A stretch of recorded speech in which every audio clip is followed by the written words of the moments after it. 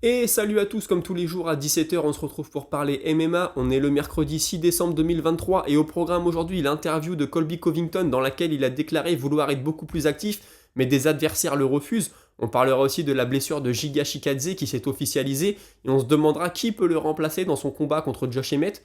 On aura aussi un mot d'Anthony Pettis qui prépare son combat au karaté combat d'ici une dizaine de jours. Et puis on aura une note un peu plus légère avec Sean Strickland qui ressemble énormément au protagoniste principal de GTA 6. Il y aura aussi bien sûr plein d'autres informations. C'est parti.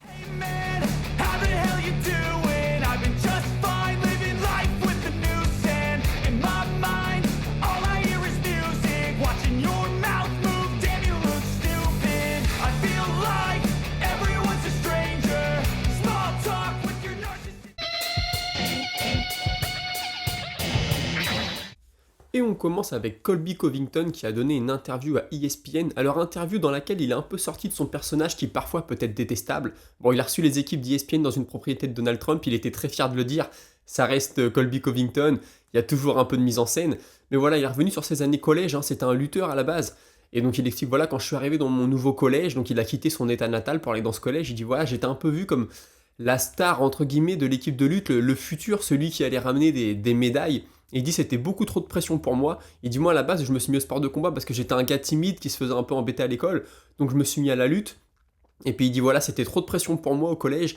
Et du coup j'étais pas bien, j'arrivais pas à assumer mon statut. Puis un jour je me suis fait attraper pour alcool au volant. Donc j'ai quitté le collège, je pensais que j'allais jamais réussir à me relancer. Puis je suis retourné dans mon état natal et là je suis retourné au collège. Et là ça y est ma carrière de lutteur a démarré. J'avais pas des super résultats au début, je suis pas le gars le plus talentueux mais je suis un gros bosseur. Et ça a fini par payer. Il est aussi revenu forcément sur son personnage de méchant. Il dit ouais moi j'aime bien jouer le rôle du méchant, je trouve que c'est plus drôle. Bon on se rappelle qu'au début à l'UFC il n'était pas comme ça, qu'il était pas loin de se faire éjecter de l'UFC malgré des bons résultats. Et quand il a commencé à faire beaucoup de trash talk, à devenir très provoquant, à être le Colby Covington qu'on connaît aujourd'hui, bah bizarrement sa carrière a pris un tournant. Donc écoutez, c'est un choix qu'il a fait qui s'est prouvé, qui a été bénéfique pour la suite de sa carrière on va dire. Il dit ouais les gens se rendent pas compte de tous les sacrifices que je fais pour en arriver là, c'est vraiment une vie de sacrifice, j'ai sacrifié toute ma vie autour du combat, tout est pour le combat et tout ce qu'il y a autour ça n'existe plus. Il dit ouais tu vois les gens ils payent pour voir un show dans la cage mais aussi en dehors de la cage donc moi je leur donne ce qu'ils veulent voir. Il explique qu'il n'a pas combattu depuis mars 2022 et son combat contre Jorge Masvidal. Il dit ouais mais tu sais moi je voulais combattre c'est juste que personne n'a voulu m'affronter. Il dit ouais j'ai demandé, moi j'avais accepté Khamzat Chimaev et j'avais accepté Dustin Poirier et j'ai jamais eu de retour. Il dit Khamzat Chimaev c'est vraiment un clown. Le mec il est pas professionnel, il a loupé la pesée, il était mort de rire, c'est pas ça qu'on veut voir à l'UFC. Il explique aussi que contre Jorge Masvidal, il n'a jamais perdu un seul round. Je rappelle que les deux étaient partenaires d'entraînement. Il y a eu une brouille, il y a eu une discorde, ensuite ils se sont détestés, ils ont fini par s'affronter à l'UFC. Colby Covington a gagné. Il dit ouais moi Masvidal, toutes les années d'entraînement qu'on a fait ensemble, jamais il m'a battu sur un seul round. Bon écoutez, vous savez que moi je trouve que parler de ce qui s'est passé en sparring, c'est pas forcément très clean. Mais bon écoutez, il a décidé de le faire. Il explique que dans sa tête, il est champion. Bon là, voilà, c'est un peu le Covington, le mauvais Covington qui est revenu là depuis 30 secondes que je vous parle. Il dit ouais, moi le deuxième combat contre Kamaru Usman, je suis convaincu de l'avoir battu, donc le vrai champion c'est moi. Et dans ma tête, ça fait aucun doute. Il a aussi expliqué que suite au combat contre Masvidal, il voulait continuer à combattre. Il dit ouais, j'ai dit à l'UFC, je suis dans mon prime, donnez-moi des combats, j'ai besoin de combattre souvent. Il dit mais c'est les autres qui voulaient pas m'affronter, moi j'étais prêt, mes combats ont tous été annulés, dès que j'avais l'occasion de combattre, le gars ne voulait pas combattre. Et voilà, encore une fois, il revient à la fin, il dit moi je mérite tout ce que j'ai, tout ce qui m'arrive, j'ai travaillé pour. À la base, j'étais pas le gars le plus talentueux de la salle, mais j'ai tellement travaillé qu'aujourd'hui, j'en suis là où j'en suis. Bon écoutez, pas grand chose de plus à dire. Covington, c'est vrai que dans la cage, bon, il a pu pendant longtemps être un combattant un peu chiant, à beaucoup jouer de sa lutte, te coller contre la cage, te coller au sol, etc. Mais c'est son style, on peut pas non plus lui enlever. Après moi, debout, je trouve que ce qu'il fait, c'est plutôt bien. Il met beaucoup de volume, des coups de poing sautés, il y a des coups de pied sautés, c'est plutôt pas mal. C'est vrai que ce dernier combat contre Kamaru Usman, c'était vraiment très très très très serré. Je trouve qu'il a mis du temps à rentrer dans le combat et c'est peut-être ce qui lui a coûté la victoire. Donc écoutez, j'aurais aimé le voir beaucoup plus actif ces dernières années, mais malheureusement ça s'est pas fait. On verra s'il va réussir à prendre la ceinture. Je rappelle que contre Leon Edwards, il va avoir un bon désavantage d'allonge. Et puis que surtout c'est sa troisième chance au titre, donc les gars de la catégorie commencent un peu à gueuler, j'ai envie de dire. Un petit mot maintenant de Michael Chandler. Il était l'invité d'Ariel Helwani, donc il est revenu sur sa dernière année. Il n'a pas combattu de toute l'année 2023. Pourtant, c'était un combattant très actif d'habitude. Il dit ouais, c'est pas grave, je me suis concentré sur autre chose. Moi, j'ai investi beaucoup d'argent depuis le début de ma carrière. quand je vais arrêter de combattre, je veux plus avoir besoin de travailler, donc j'investis dans l'immobilier. Là, voilà, il est venu faire un peu la pub pour sa marque de tequila, il est devenu actionnaire et ambassadeur d'une marque de tequila, donc c'était aussi un peu pour ça. Il explique que c'est Tyron Woodley et Ben Askren qui lui ont donné ce goût pour l'investissement. Il dit ouais, quand je les ai rencontrés, les gars avaient déjà commencé à placer leurs billes à droite à gauche, donc j'ai fait comme eux, je me suis toujours bien entouré. Voilà, il dit cette année c'était dur de s'entraîner parfois parce que quand t'as pas de combat en vue, des fois c'est très dur de trouver la motivation. Mais moi j'ai beaucoup combattu ces 15 dernières années donc c'est pas très grave si j'ai pris une année off. J'ai quand même réussi à me lever le matin, à aller m'entraîner et c'est ça qui compte. Il explique aussi que le combat contre Conor McGregor va venir. Il dit ouais c'est sûr, je suis le prochain pour Conor et Conor c'est le prochain pour moi, on va s'affronter, c'est sûr et certain. Il a aussi dit qu'il aimerait beaucoup affronter Islam Makhachev pour pouvoir se tester contre lui. Et il dit que dans le top de la catégorie des poids légers, il dit tout le monde peut battre tout le monde, excusez-moi, sur un combat, n'importe qui peut battre n'importe qui. Et forcément, on lui a aussi posé la question, puisqu'il était partenaire d'entraînement de Yann Gary, il fait partie de cette grosse salle. Il dit moi honnêtement, j'ai jamais eu de problème avec Yann Gary, il a toujours été cool avec moi, donc il a pas épilogué sur le sujet. Bon écoutez, ce qui est rassurant là-dedans, c'est de savoir que ça va être le prochain pour Conor McGregor. On avait peur qu'il se fasse... Il a eu tellement une grosse carrière, Michael Chandler, qu'aujourd'hui je pense qu'il veut surtout prendre de l'argent avant de partir à la retraite. Prendre Conor McGregor, c'est mérité au vu de sa carrière, puis à l'UFC, même s'il n'a pas toujours eu des super résultats, il y a des défaites à l'UFC, mais c'est spectaculaire ce qu'il fait dans la cage. Il donne tout, il est à 100%, c'est un peu tuer ou être tué, donc s'il peut avoir ce dernier gros billet avant la retraite, moi je suis très content pour lui. Un petit mot de Dan Hooker, il est revenu sur sa blessure.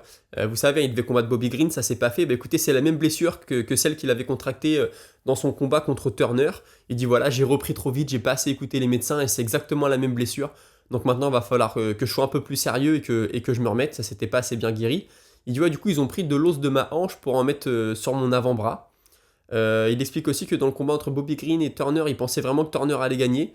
Donc il dit ouais, moi je voyais les choses comme ça, je trouvais que le style de Turner matchait vraiment bien avec celui de Bobby Green. On lui demande qu'est-ce que tu as pensé de l'arrêt de l'arbitre qui a été un peu tardif. Et là il fait une réponse un peu provocante. Il dit ouais, moi je suis un mec old school et ça c'était old school donc je suis assez content.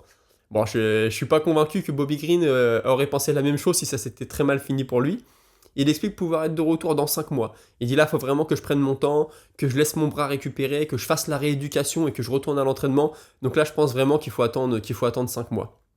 Il dit moi, je suis un peu comme Volkanovski, je suis un mec obsédé par le sport. Malgré que là, je ne puisse pas m'entraîner, tous les matins, je suis à la salle. Tous les matins, j'aide les gars de ma salle à s'entraîner, ceux qui ont des combats. Et tous les matins, je me lève pour aller les aider.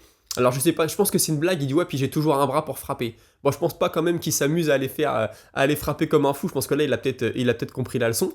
Il expliquait que selon lui, Arman Tsarukyan peut battre Islam Makhachev. Il dit mais je pense pas que ce combat aura lieu parce que je pense que Islam va prendre sa retraite avant que Tsarukyan arrive jusqu'au titre. Alors ça, je suis pas convaincu. D'ailleurs, Arman Tsarukyan, on en parlera plus tard dans la semaine, il a dit que c'était faux. Il dit non, Islam Makhachev, il va m'affronter, c'est un compétiteur, il va affronter les meilleurs, et si on doit s'affronter, il acceptera de m'affronter. Je suis plutôt d'accord avec ça, surtout que Arman Tsarukyan, là, je pense qu'il est allé à un maximum 2 combats du titre. Alors après, il faudra qu'on lui donne, mais je veux dire, il va être légitime même dans un combat. Là, il refait un combat et il gagne, il est légitime pour le titre, je pense. Donc c'est un combat qui va arriver assez vite, et j'espère que Makhachev n'aura pas pris sa retraite d'ici là, parce que ça va donner un très beau combat. Il a aussi expliqué qu'il y avait des match-ups plus faciles pour Islam Makhachev. Bon, ça c'est vrai. S'il prend Dustin Poirier ou Justin Gaethje, forcément que la réponse au niveau de la lutte ne va pas être la même. Donc oui, ça serait des combats sur le papier plus faciles. Mais bon, attention, hein, ça reste des mecs très dangereux. Et il explique aussi qu'Arman Tsarukyan ne vend pas de pay-per-view. Alors là, c'est pas faux. Je pense que Tsarukyan, c'est pas encore le plus gros nom. Même s'il a mis un super KO, il est surtout connu pour être un lutteur. On sait que les lutteurs, c'est un peu plus compliqué pour vendre des pay-per-view. Vous me direz, il y a eu Khabib, et vous aurez raison. Ensuite, il explique que Tsarukyan a déjà parlé mal de lui. Il dit ouais, il a fait 2-3 réflexions sur moi, mais c'est normal, il est jeune. Moi aussi, quand j'étais jeune, j'étais un peu provoquant. Et puis il dit que sinon, Israël Adesanya va très bien. Il dit ouais, c'est bon, il se détend, il est bien. Tout va bien pour lui en ce moment. Et pour lui, personnellement, il aimerait sa revanche contre Dustin Poirier. Ça avait été un super combat. Il était passé pas loin de battre Dustin Poirier. Je crois que ça avait été le premier combat de Dustin Poirier suite à sa défaite contre Khabib Nurmagomedov. Je veux pas dire de bêtises, mais je crois que c'était ça. Les deux avaient fait une très belle guerre et ça avait été un joli combat. Écoutez, je vous propose de laisser l'UFC un petit peu de côté et de parler du karaté combat, puisque Anthony Pettis, le week-end prochain, pas ce week-end-là, mais l'autre d'après, combattra au karaté combat. Donc c'est C'est plus ou moins du MMA, mais il n'y a pas les takedowns. Je crois qu'il y a les frappes au sol quand même, mais il n'y a pas de soumission. Enfin bref, il y a quelques règles qui changent. L'aire de combat est différente, hein, ça fait un tatami, et sur le côté, je vous mettrai une photo, vous voyez, ça remonte un petit peu sur le côté. Bon, c'est un peu différent. Ça a été la mode il y a quelques années, je crois que ça a dû exploser il y a 6 ou 7 ans. Tous les combattants UFC allaient se montrer dans le public, ils disaient qu'ils étaient intéressés par ça. Bah écoutez, Anthony Pettis va y affronter Benson Henderson, ça sera leur troisième combat. Il explique que l'appel est venu de nulle part. Il dit ouais, je m'y attendais pas du tout, on m'a appelé, on m'a proposé. Moi je pensais aller boxer au mois de février, mais finalement le 15 décembre c'est une date parfaite pour moi.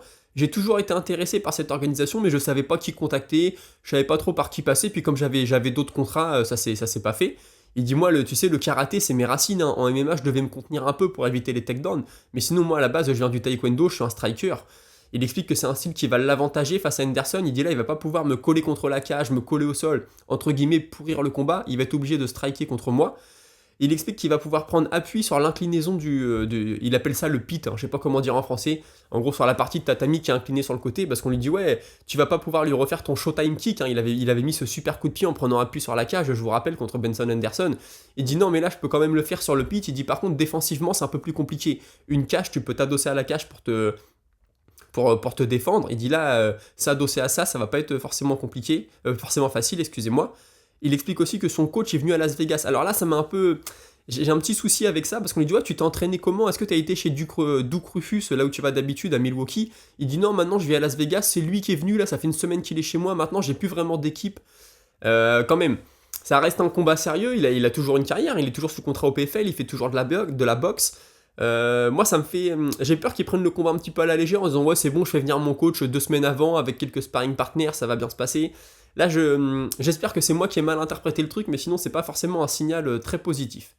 Il explique aussi que dans son contrat avec le PFL, il a le droit d'aller boxer ailleurs, il a le droit d'aller faire d'autres sports ailleurs, mais il n'a pas le droit de faire du MMA ailleurs. Il dit voilà, je suis juste tenu de faire du MMA au PFL. Il explique que son retour au MMA se fera sûrement sur c'est même sûr, sur une carte de pay-per-view, sûrement le pay-per-view sur lequel il y aura Francis Ngannou. Il dit voilà, moi je veux pas refaire le tournoi c'est pas pour moi, c'est plutôt pour les jeunes qui ont besoin de se faire de l'argent, qui ont besoin de se faire un nom. Moi 2 combats par an en MMA ça me va très bien, comme ça j'ai bien le temps de me préparer, c'est parfait pour moi. On lui dit ouais, qu'est-ce que tu conseilles à ton frère, là il vient de perdre au Bellator. Il dit écoute, moi je lui conseille d'attendre, de prendre le temps pour revenir, moi quand j'ai perdu ma ceinture UFC je suis revenu beaucoup trop vite et ça m'a pas réussi. On lui a proposé en fait un combat contre Khabib il y a quelques années. Alors je crois que c'était au moment de l'épisode du bus avec Conor McGregor.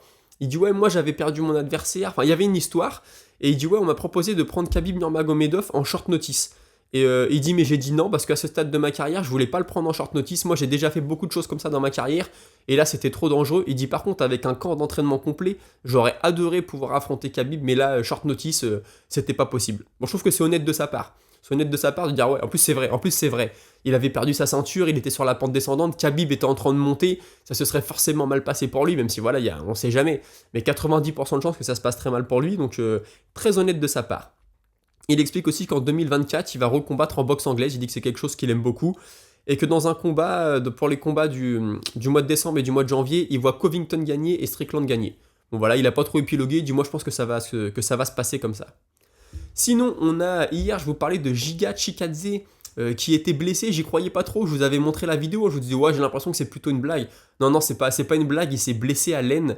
Il pourra pas revenir avant la fin du mois de janvier, donc il a demandé à Josh Emmett de l'attendre. Apparemment Josh Emmett ne veut pas, Josh Emmett veut combattre. Je peux comprendre, il a un camp d'entraînement dans les pattes, je comprends qu'il ait envie de combattre. Donc écoutez, quelle va être la suite pour Josh Emmett? Il est classé numéro 6. Autour de lui, la plupart des gars sont bookés.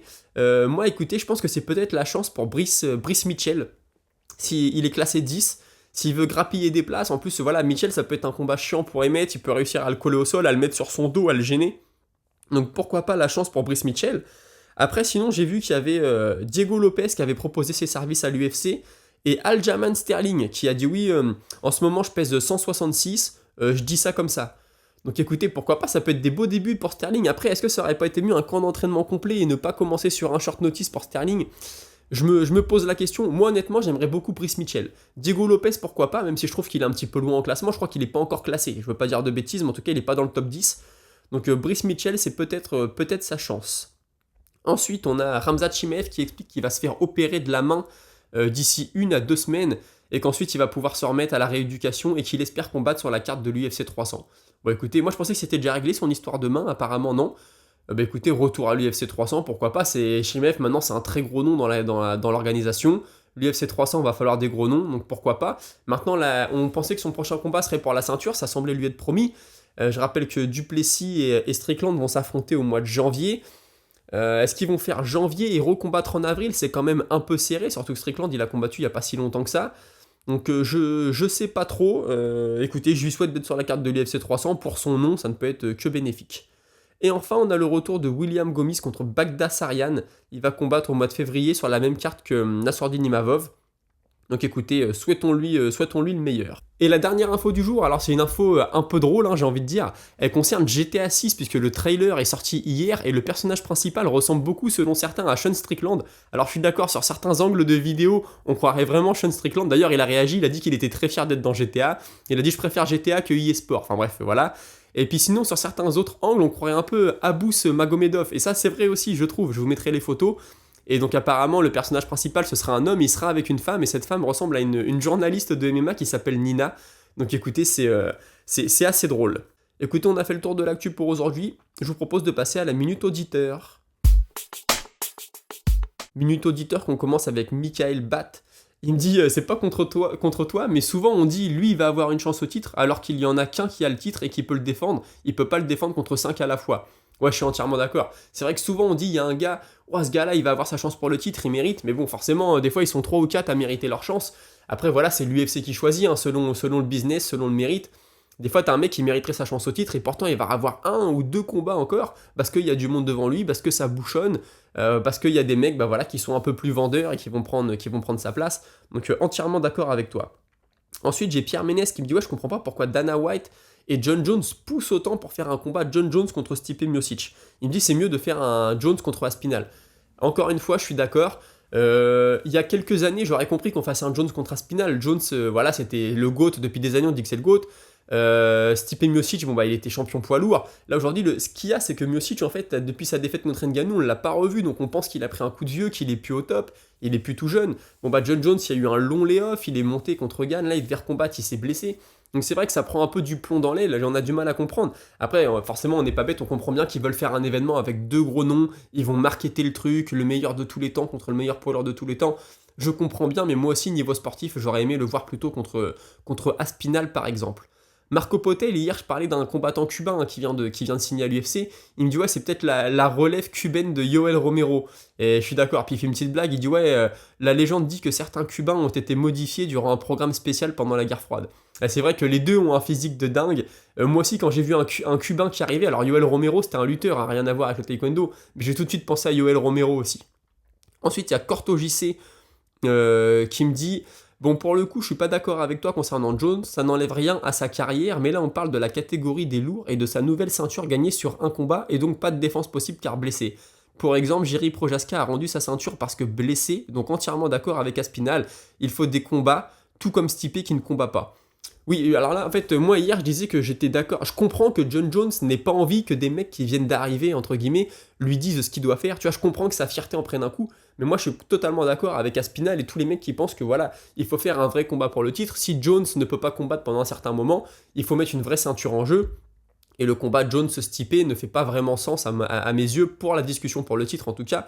Donc là où j'étais d'accord, c'était avec le fait que John Jones soit piqué dans son ego et leur disait les gars, c'est pas vous de me dire ce que je dois faire. Mais moi par contre, je suis totalement d'accord que ce combat n'a pas vraiment de sens. Ensuite, on a Vincente Mata qui me dit John Jones a toujours eu le privilège de Dana White. Mais John Jones n'a pas la même mentalité que Jiri Prochaska. Et puis il y a ce combat que l'UFC veut faire entre le GOAT du MMA et le GOAT de tous les temps. Il me dit, ouais, Bones, il a trop à perdre à rencontrer un adversaire tel qu'Aspinall, c'est trop dangereux pour lui, et je pense que Jones, il pense beaucoup à sa legacy. Ouais, je suis d'accord. En fait, d'un côté, je me dis que John Jones, il a envie de se tester contre les meilleurs, parce que c'est un compétiteur, et est-ce qu'arrivé à ce stade de sa carrière, il a envie de tout risquer? Aspinall, c'est ultra dangereux pour lui. Alors Gann, déjà, c'était dangereux, mais Gann, tu savais qu'au sol, c'était limité. Aspinall, tu peux quand même te dire qu'au sol, il y a une belle réponse à donner. Donc ouais, moi vraiment je sais pas trop ce qu'il y a dans la tête de Jones, j'ai envie de penser que c'est un compétiteur et qu'il veut affronter les meilleurs, et d'un autre côté je me dis que bah ouais peut-être il veut aussi préserver un peu son héritage. Écoutez, on a fait le tour de l'information pour aujourd'hui, il y avait pas mal de choses à dire, il y avait eu beaucoup d'interviews, il y en aura aussi pour le reste de la semaine. Je vous rappelle, demain pas d'épisode sur l'actualité, demain je fais un épisode spécial sur la catégorie des poids mouches, et notamment sur le combat à venir dans 10 jours entre Pantora et Royval.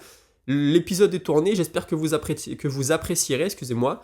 Et donc on se retrouve demain à 17h pour cet épisode spécial, et sinon vendredi 17h pour rebondir sur l'actu, et puis parler un peu de la carte du week-end. N'hésitez pas à commenter, on a dépassé les 1000 abonnés, je vous en remercie vraiment. Je pensais pas qu'on y arriverait aussi vite, franchement c'est très motivant pour moi. Et je vous dis à demain 17h, n'hésitez pas à commenter, salut!